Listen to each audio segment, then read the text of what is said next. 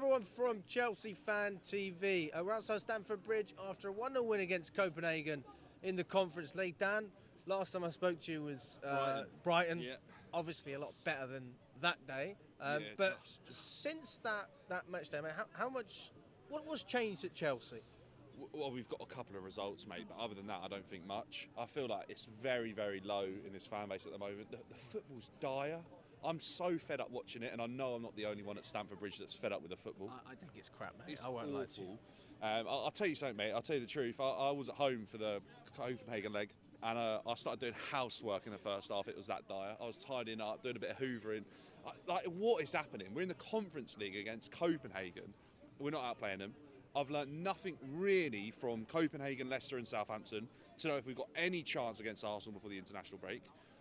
I'm just not buying what I'm seeing on the pitch right now, and it's so far removed from how we started the season under Maresca. I just don't know what's going on.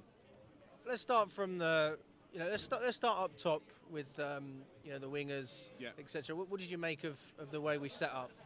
Well, it's the way we're going to set up. I'll tell you what, I was probably shocked that Neto started with the fact that he was going to get so many minutes going into the Arsenal game. Yeah. I don't know with Pedro Neto when the injury is going to come. History suggests that an injury is waiting for Pedro Neto. Yeah. Fingers crossed it doesn't happen. I'm not wishing that he gets injured, but I feel like at this moment in time, the fact that he's our out-and-out 9, I feel like we're relying on him a lot for a lot of minutes, a lot of high-intensity sprints. I don't know how long he can maintain that for, looking at his previous injury history. Just hope we're managing him right. But yeah, look, we played a pretty strong squad, stronger than I was expecting, and I think first half was just diabolical, not good enough. We're playing Copenhagen in the Conference League.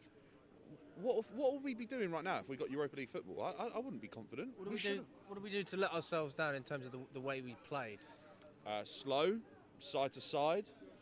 Nothing through a very constrictive area set up where they were very rigid. They're set up in a low block. It's very, very tough to play through. But I saw no inventiveness, no one taking a chance, taking a risk. I feel like they're afraid to make risks because Maresca's suggesting that if they take a risk that he doesn't agree with, he'll sub them off. Like, it's not ideal for situations like that. It's just, I don't know if it comes across that it's being lost in translation. He's saying things and he doesn't actually mean them in the way that they are. But to suggest that you take players off for using their own initiative for me, is completely wrong from a manager. Yeah, that's the thing, especially when he come out. Like, we understood the goalkeeper situation, but when he said the same thing about Enzo Fernandez, I was around in transition. Why would you ever stop him? Allow him to do it. I think some of the best football we've played this season has been in transition. Has been when Chelsea have been free-flowing, fluid, allowed to do what the players want to do. And I feel like Enzo Maresca's currently being very restricted of that. Now, I get it. When results aren't going your way, I understand why you have to be assured and calm and make sure you get the result first and foremost to rebuild confidence. Yeah. But at the same time, there are moments when you have to allow the handbrake to come off and allow the team to flourish and build on that confidence. And managing out sort of 1-0 wins or 1-0 leads, for me, isn't building much confidence. Not enough for what this team needs right now. Do you think we pushed on for a second goal? We should have.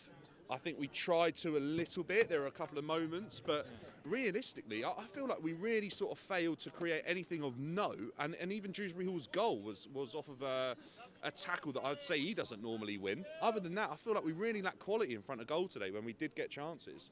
Or even the final ball that might lead to a chance was pretty poor as well. So what you're essentially saying is that the players are in positions where they can make these passes or try certain things, but they lack the confidence to do it, or they're scared to do it because of the way the manager wants them to play. Yeah, I think what the manager said has definitely affected the players. I think on a number of different occasions this season, what the manager has said has affected the outcome of Chelsea's season, whether it's on the pitch in small moments in isolation or it's a title challenge that never happened because of what was said. I think the manager has been very, very poor in front of the camera this season when it's really been important. And what would you make going into that Arsenal game? We lost 5-0 last year.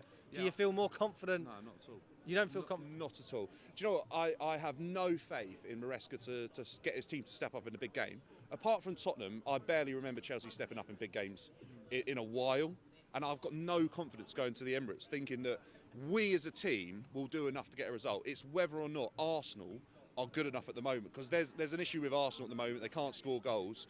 Do I expect Chelsea to have enough to go and beat Arsenal? I don't know at the moment, to be honest with you, Alex. Are you seeing a draw, or you don't even feel that confident? Take a 0-0 draw away from there. Chelsea win. Chelsea will win. You think Chelsea will beat Arsenal? Yeah. You've just got to see. Honestly, I don't know. I think Arsenal are a team that are lacking goals at the moment. They've got issues, obviously, in their forward line. It's just whether or not Chelsea have got enough on the day to beat an Arsenal side that I think are better than us in a lot of areas on the pitch. Thank you so much, mate. Pleasure.